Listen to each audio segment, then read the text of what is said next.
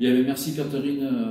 Je vais maintenant vous présenter l'action particulière qui a été décidée par l'Observatoire départemental du dialogue social du Gers concernant la nouvelle instance mise en place, le Conseil social économique. Alors l'ODDS a décidé rapidement, pour donner la visibilité et rentrer dans le concret, de mener des ateliers. Donc en 2019 et en 2020, des ateliers formation paritaire qui présentaient le rôle du CSE. Dans ces ateliers, on a intégré aussi la partie sécurité, santé, conditions de travail, puisque ce domaine a été intégré dans cette nouvelle instance. Donc la participation d'employeurs, de salariés. Et nous avons enchaîné sur une période qui était très difficile, puisqu'on était confronté à la crise sanitaire. Et dans la continuité de ces ateliers, en 2020, nous avons fait une fiche et un webinaire sur le rôle du CSE pendant la crise, ses conséquences, ses enjeux, mais aussi le rôle important que pouvait jouer le dialogue social devant cette crise sanitaire. Des actions qui ont permis de mesurer les besoins d'appui et d'échange des acteurs du CSE concernant les entreprises de moins de 50 salariés, dans un contexte de renouvellement, il faut le souligner, très important des représentants des salariés.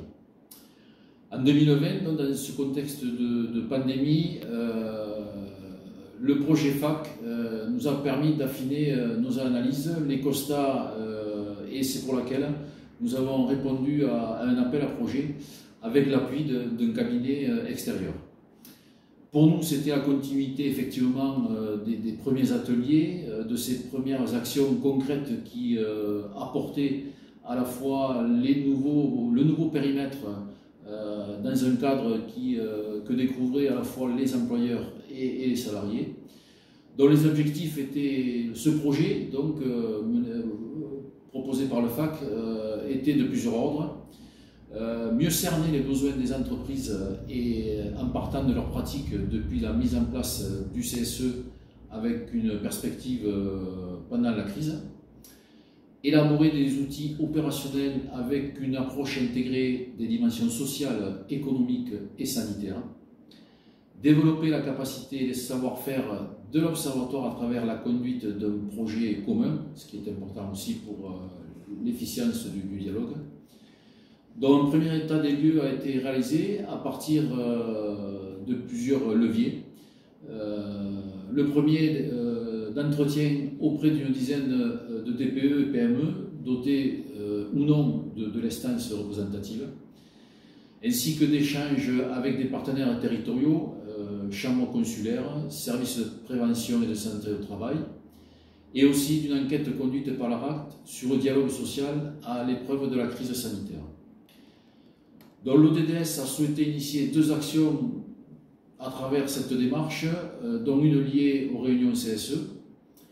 Il est apparu que certains élus du CSE s'interrogent sur certains points de fonctionnement de l'instance, et notamment les réunions qui en découlent. Donc l'organisation dans le temps des thématiques à aborder en réunion, les modalités de déroulement des réunions, les possibilités de demande d'informations complémentaires, les recours à des personnes extérieures de type SP, ST, inspection du travail. Donc il est apparu quand même des questionnements d'autant plus importants chez les nouveaux élus du CSE aussi. Il faut noter que sur ces élections de cette nouvelle instance, beaucoup de représentants ont été élus sans étiquette syndicale et ne disposant pas d'appui technique et méthodologique d'une organisation syndicale. Donc, à travers cette démarche, notre volonté, par ce kit de bonnes pratiques, est d'accompagner les acteurs du dialogue social, des entreprises de moins de 50 salariés, et aussi de susciter des engagements dans l'intérêt du dialogue social et de la vie de l'entreprise.